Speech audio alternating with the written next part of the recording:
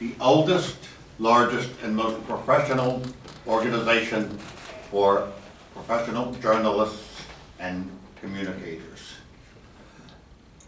The club is open to all. If you are interested in joining, see me afterwards and we will send you to the right people. We're very honored today to have Congressman Patrick Joseph Kennedy as our newsmaker. Congressman Kennedy will be speaking on mental health as a civil rights issue, and of course we are all aware of his new book, which I have just completed and which is riveting, A Common Struggle. Congressman Kennedy represented the state of Rhode Island at U.S. Congress for 16 years, where he was quite popular, and has devoted his life since 2011 to the cause of addiction and mental health. Congressman Kennedy has begun two organizations, the Kennedy Forum and the One Mind for Research. And his story is a happy one. He is about to become a father for the 4th time and is married to a lovely 6th grade teacher. Is Amy her name? And with that, I've spoken long enough. Congressman Kennedy, please stage. Thank you, Tom.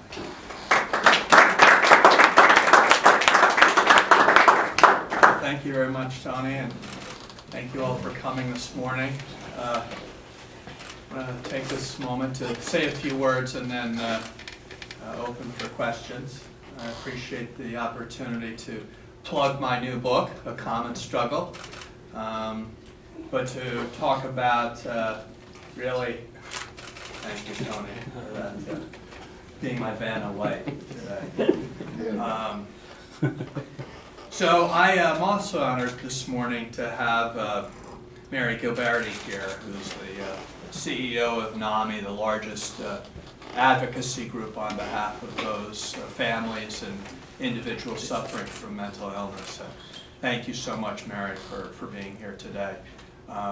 Mary and I were speaking earlier, and I think both of us, as I was with Paul Giuffrida last night, as CEO of Mental Health America, all agree that we're living in a watershed time for the movement to ensure that mental illness and addictions are covered as the diseases they are, as the illnesses that they are, and that they are no longer discriminated against because of age-old prejudices that are based upon unfounded inaccuracies and perceptions that have been debunked by the science that's out there today that tells us categorically that brain illnesses manifest themselves in behavior, and while that behavior is perplexing to many who encounter someone active in their illness, it is a symptom of that illness. It's not a choice on the part of anybody suffering from these illnesses to act in a way that people think is immoral or that can be characterized as criminal or as a character flaw. These are the current ways that we ascribe judgments on those suffering from these illnesses, when in fact, at their root, these are all diseases that are untreated in large part because our medical system and our public health system refuses to treat them as the illnesses that they are, and therefore people end up on the streets, in jails,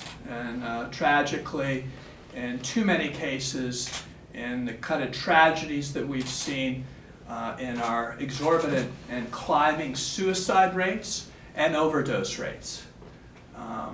So, the real question for us as a nation is, are we going to continue to cling to these outdated manners of looking at these illnesses in view of a criminal justice system or in view of a homeless system or in view of these being character flaws, and really advance with the neuroscience and the medical view that these are truly illnesses of the brain that can be treated and treated quite effectively if they're paid for. If those treatments and interventions are actually paid for. So